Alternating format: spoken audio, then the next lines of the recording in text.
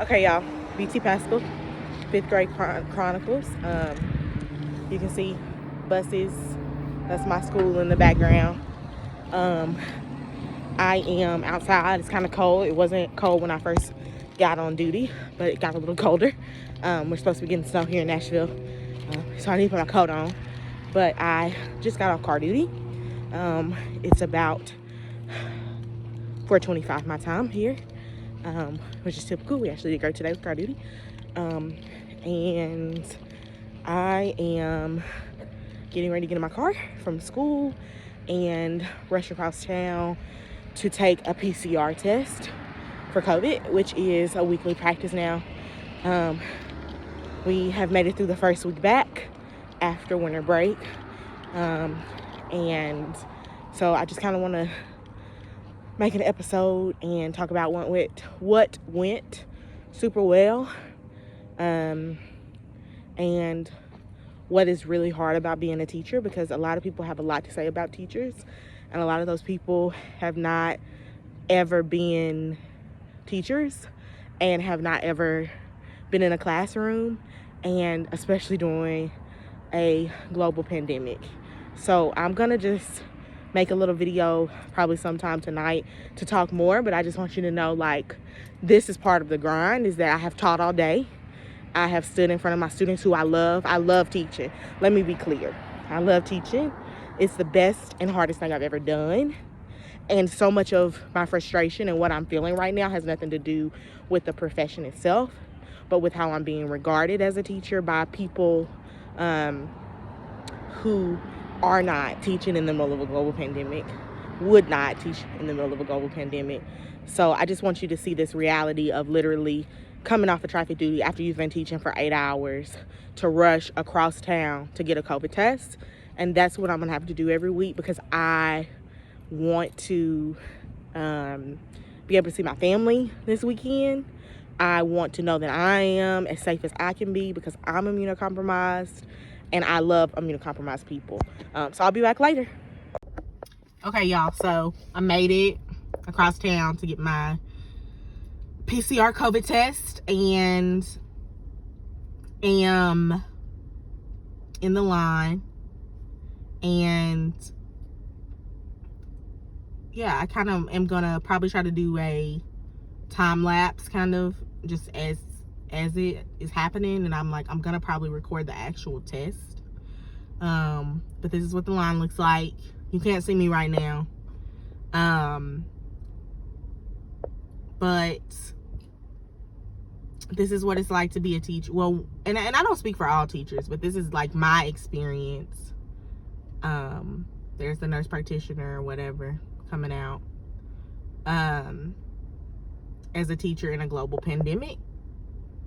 I am spending time, and I don't mind at all doing this for the protection of the people I love, but I'm spending time on a Friday evening when I could be like cuddled with my Great Pyrenees in a line to get a COVID test. And this is a short line, and I have insurance, and I have a lot of privilege to be able to even access this line, to be able to get access to a test. And that should not be a privilege, but I have it and I'm using it on a Friday evening. And so I have turned the camera around so you can see me. And so let's talk about this week. So we went back to school Monday, and I had ordered, before they were super hard to get and the shipping was crazy, like right when Omicron started to shut everything down, I ordered masks. Several friends recommended the I think it's the KN. I'll post the actual link to the official, for lack of better words, clearinghouse for masks. That like make sure it's N95, and I got some from Bonafide. And what I have done is I put a dot in my mask, and I got 10, which is not a ton, but I put a dot in it, and I wear that mask, and that'll be like my Monday, my Tuesday, Wednesday, Thursday, and Friday masks, and then I will rotate them out, and in a month throw it away. So I was super fortunate to already have those masks, because the mask that the district provided us came yesterday. So think about 4 days of school if you didn't have access to masks. And I'm thankful for MNEA and all the people who advocated for them to come. And I have to name, like, they came yesterday. And that masks have become, just like everything with this pandemic, another issue of inequity, because kids don't have these masks. And so we got those masks. I've been keeping the windows up most of the time in my room when it's not too cold. So far, like, the school that I'm at has been doing relatively well with COVID. But I did get an email, like, from a student this morning who was like, I can't taste or smell. And so I know that as a nation, it feels like we've all decided that it has to be this way. We need to be in school, which I don't disagree with being in school. I'll come back to that. It's how we do it, and making sure we protect our students and our educators, because they both are valuable.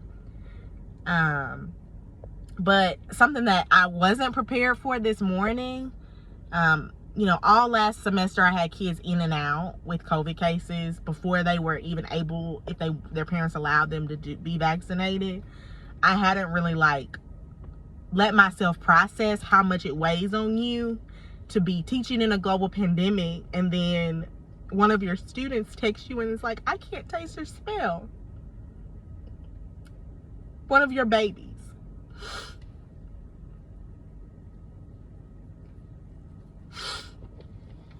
Who was in your class doing ELA yesterday.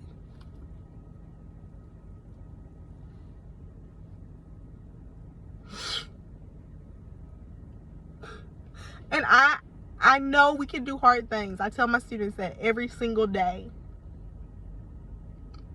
And it does not have to be this way. And so when you are making these choices to go out and to party, I'm not indicting anybody. These like large gatherings, I'm not indicting you, but I am saying that just like our healthcare providers have been busting their tails every single day to try to keep people alive and put people on vents, educators are busting our tails to teach our babies and to keep them safe. So think about that as you are making decisions to get vaccinated or not, or to get boosted or not, or to wear a mask or not, that these are real lives. That when I woke up and my alarm went off this morning and I checked my email, I had to respond to a student and I told her, forget about ELA until you feel better. And that's scary. It's scary to go into a school building every single day to do what you love and worry that you might catch it. And it might be a common cold for me, but it also might put me in the hospital for several weeks. And I'm not even talking about me at this point. I'm talking about several people. And to live in a society that says that you're disposable because you're immunocompromised or disabled, we got to just really have a real conversation about the way that we are not talking about the inequity that is present all through this pandemic.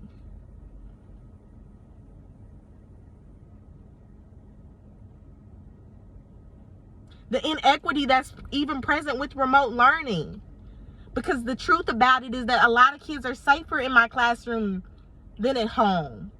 And I don't disagree with that. But if we are going to have students in classrooms, how do we mitigate harm? How do we give teachers all over the nation and educators all over the nation masks, the leave time if they get COVID, ventilation for school buildings?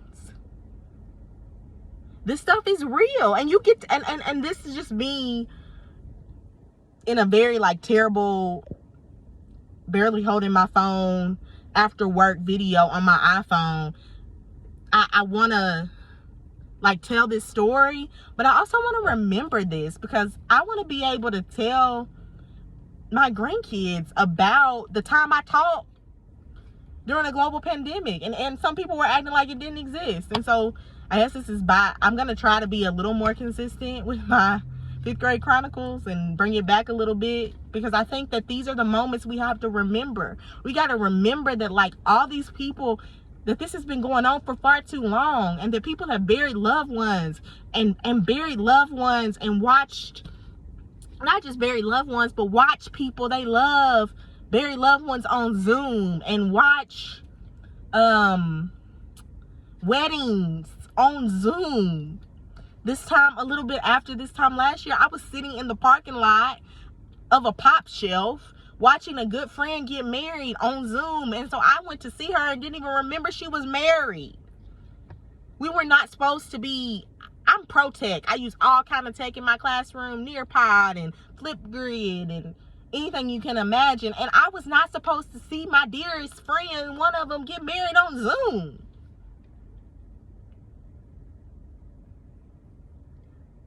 So much of our humanity has been, if we're not careful, we're going to allow this, and have allowed this pandemic to strip us from the very essence of being human. We've allowed it to put us behind if you're vaccinated or not vaccinated, or if you will wear a mask or won't wear a mask, or educators just need to show up and do their jobs. They just need to teach our children. I believe you. I do it every day. And the large majority of educators that I know want to be there and go and do it every day, because we love our students and we love our craft and we are darn good at it. This is not that. This is the point when we've got to use our imaginations. We've got to be more creative. We've got to be, like, unwilling to believe that it has to be this way. We can get through this, and y'all, whatever we're doing is not working.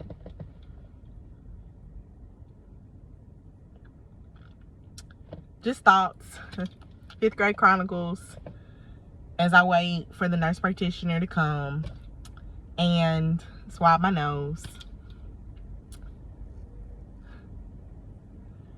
on a Friday. All right, y'all. So my nurse came and we're getting ready to do a COVID test. So here's your stuff. And I asked her consent to record. Absolutely. And shout out to all the healthcare workers that are also helping us to get through this. So thank you. Yeah, you're welcome. I'm gonna get your blood pressure. It's probably sky high. Maybe not. Yeah, we'll see. Happy thoughts and slow deep breaths.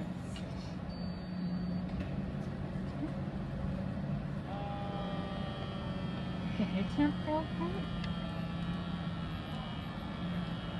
99, but you've got that heater going.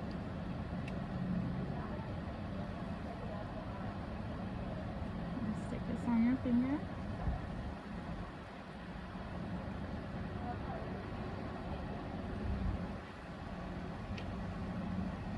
Almost. 98 is your oxygen, 98%. 99 is your pulse. As soon as that, yeah. 134, 85. Not too shabby. Okay. Time to get nosy. Least favorite part. I promise I'll be gentle. Here you go. One more. Perfect. Easy peasy. There we go. Thanks. Okay, so now that you have seen me get my nose swabbed and what feels like my brain touched, no, it's not that bad. It's not fun. I guess it's not a thing I would hope we were doing, but it keeps people safe. It keeps me safe. Gives us valuable information. I'm gonna, I think, conclude here just by charging you to do what you can to advocate and support the educators and students in your life. And I don't just mean like the rosy dozy, sending them an I love you, which is great. Like, please tell us that you love us. We need to hear that. But advocate for laws, for protections, go to school board meetings, order them masks, figure out the like creative and innovative ways to support them and to support students, and be safe out here in these streets, and think about us and our students and all of the students and educators and healthcare providers and essential workers that have always been essential that are trying to work through this thing. Thanks.